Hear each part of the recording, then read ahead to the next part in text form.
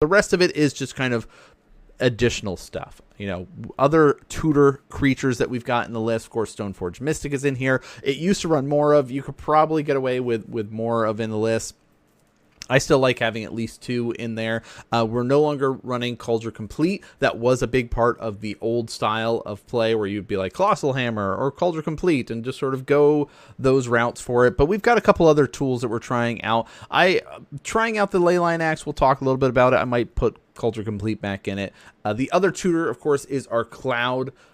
Now, this is one of those like really cool additions to the deck, and another reason why players are testing out these versions of it. You know, it's another tutor effect, and then of course, as long as Cloud is equipped, if an ability, Cloud, or an equipment attached triggers, that ability triggers an additional time. You know, that part is not as relevant, with the exception of I do have an equipment in the sideboard that does have some triggered stuff, but we'll worry about that when we get to it. The other creature that we're running, because there's only 12 in the list, is our Esper Sentinel. Having a turn 1 Esper Sentinel and then followed up with an immediate like turn 2 Sigarda's Aid Colossal Hammer is crazy powerful. But Esper Sentinel, if you guys have played Commander, you know how good this is. If you were around during kind of the Hammer Time era, you'll know how good this is. But Esper Sentinel, 1/1, whenever an opponent casts their first non-creature spell each turn, draw a card, and then unless they pay X, where X is Esper Sentinel's, of course, power. So normally you're like, oh, 1 mana, no problem. But if you have a hammer and he's an 11 power creature, they're not paying that mana.